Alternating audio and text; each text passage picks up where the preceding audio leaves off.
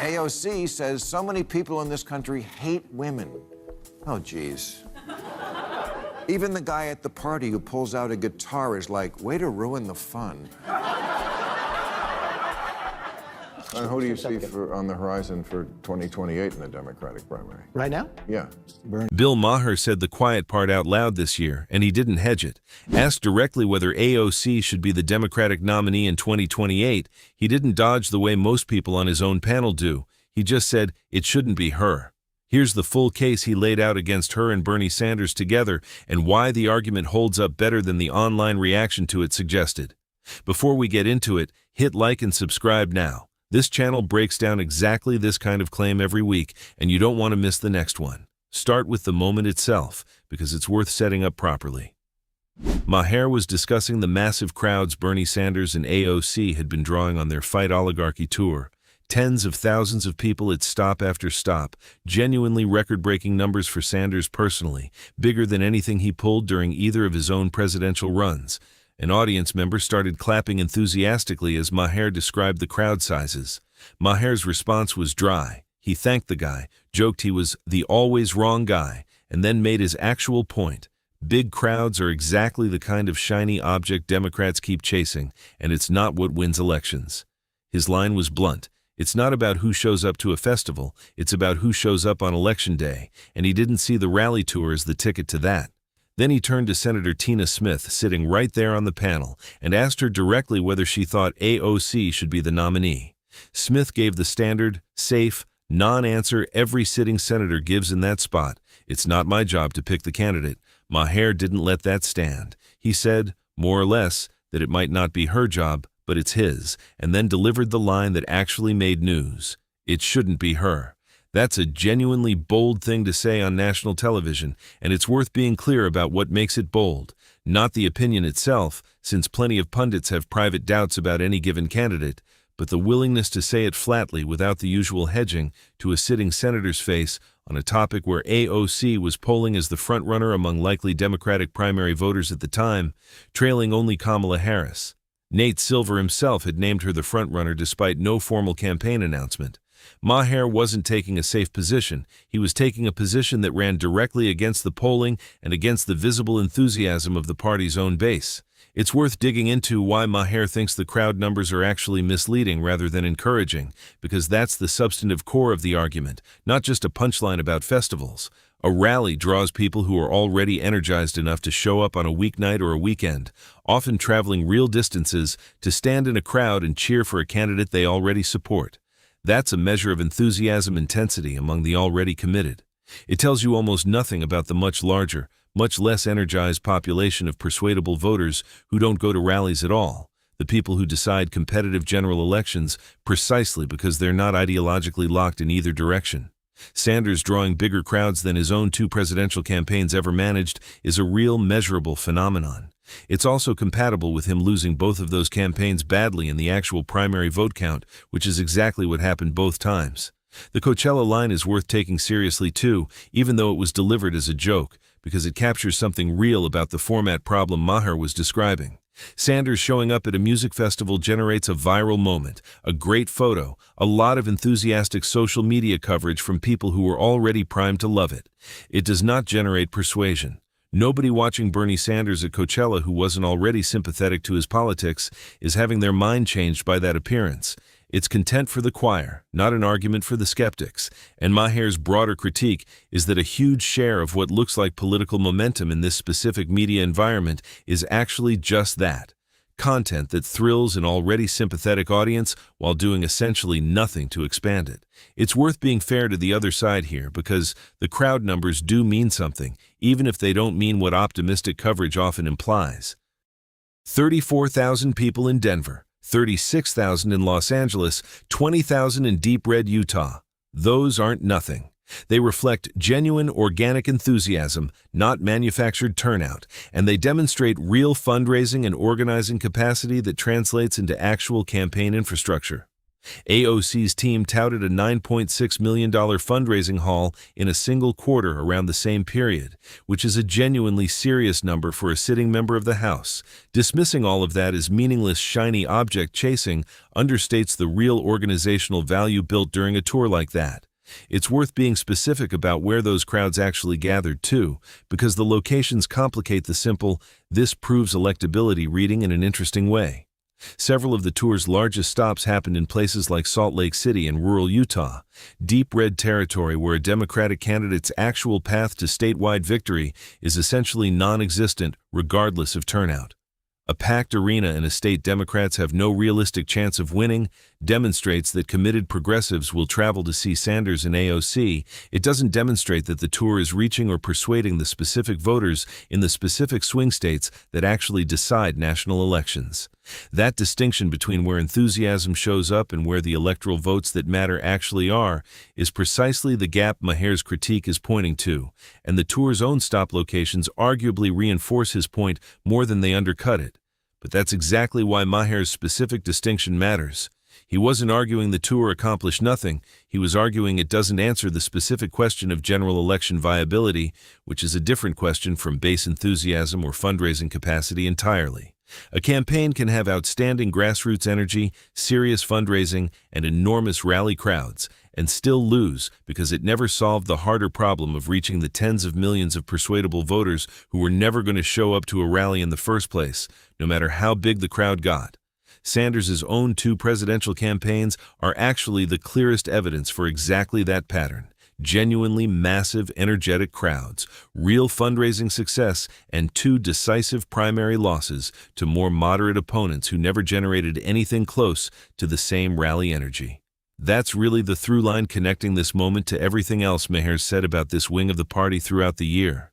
It's never really been an argument that AOC or Saunders are personally unqualified, or that their underlying concerns about corporate power and economic inequality are illegitimate. It's a specific, testable claim about which signals actually predict electoral success at the national level, and Maher's read, backed by Sanders' own primary history, is that rally size and online enthusiasm are among the least reliable signals available, precisely because they measure the wrong population. The people already excited enough to attend a rally were never the ones a Democratic nominee needed to persuade in the first place.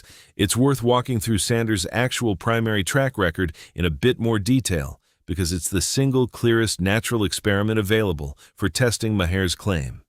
In both 2016 and 2020, Sanders built genuinely massive, energetic followings, crowds that dwarfed most of his rivals, grassroots fundraising that broke records for small-dollar donations, and a level of enthusiasm among younger voters that no other candidate in either race came close to matching.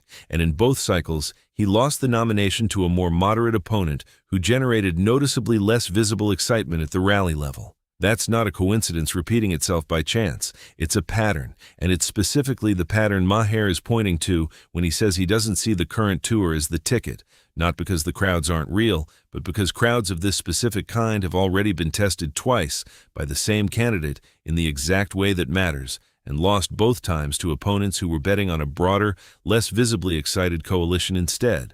There's also a generational angle worth including because it complicates the picture in a way that's genuinely uncertain rather than settled either way. Saunders is over 80 years old, and questions about a torch being passed to a younger figure like AOC are a real and legitimate part of the current conversation inside the party. AOC represents something Sanders' own campaigns never quite achieved: a potential candidate young enough to plausibly run in multiple future cycles, rather than being viewed as a single, likely final attempt. Whether that generational shift changes the electoral math Maher's describing is a genuinely open question. It's possible the same policies and rhetoric land differently with swing voters coming from a candidate who doesn't carry Sanders' decades-long history of being characterized, fairly or not, as a democratic socialist outsider.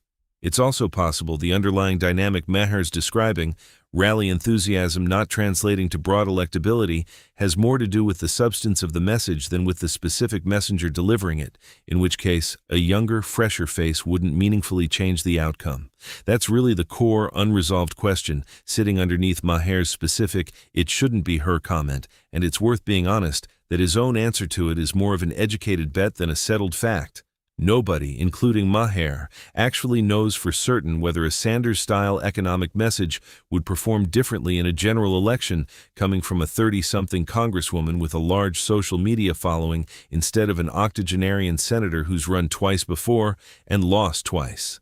What Maher is offering isn't a certainty, it's a pattern-based prediction, built on the closest available historical comparison, and pattern-based predictions in politics are useful exactly to the extent that the underlying conditions actually stayed similar between the earlier data points and the new situation being predicted.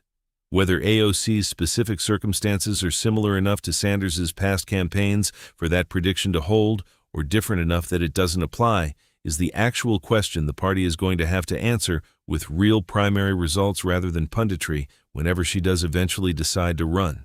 It's worth closing on what would actually settle this disagreement, since neither side has decisive proof right now.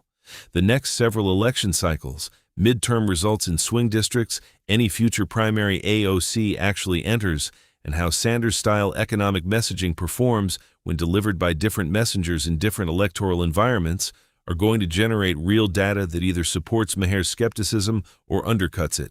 Until then, this remains a genuinely contested strategic question inside a party still working out its own direction after a difficult recent election cycle, and treating either side's confidence as more certain than the evidence currently supports would be a mistake, regardless of which side of the argument feels more persuasive in the moment. It's also worth naming plainly why Maher was willing to put a specific name and a specific verdict on the table when most of his own panel wouldn't. Tina Smith's deflection, "It's not my job to pick the candidate," is the standard career-safe answer nearly every sitting Democrat gives when asked this exact question, because naming a preference this early risks alienating whichever wing of the party doesn't share it. Maher doesn't have that same incentive structure. He's not running for anything, doesn't need the DSA's support or the party establishment's blessing, and has built an entire career on being willing to say the thing elected officials calculate they can't afford to say out loud. That's exactly why his blunt answer generated more attention than Smith's careful non-answer, not because it was necessarily more correct, but because it was the rare moment in this entire conversation where someone with a real platform actually answered the question instead of deflecting it back into safe, non-committal language. It's worth thinking through what a compelling counterargument to Maher's position would actually need to establish, since a lot of the online pushback to this segment didn't really engage with the substance so much as express general offense at the bluntness.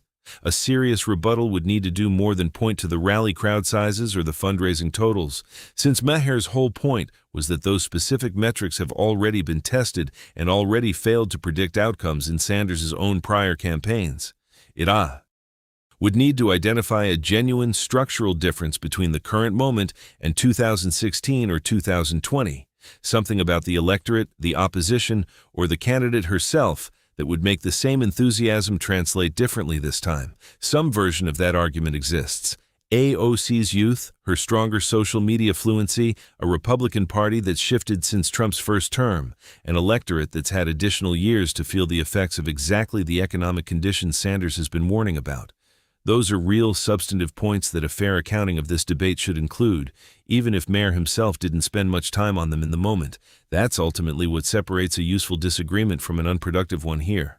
The unproductive version just restates the crowd sizes, as if the sheer number settles the question, which ignores that the crowd size argument has already been tried and already lost twice with the same core message. The useful version engages with what's actually different this time around, if anything is, and argues from there. Maher's segment, whatever you think of its bluntness, was at least trying to force that harder, more specific version of the conversation instead of letting the crowd photos speak for themselves, which is a more rigorous standard than most cable news commentary about rally attendance usually bothers to apply, regardless of which party or candidate is being discussed.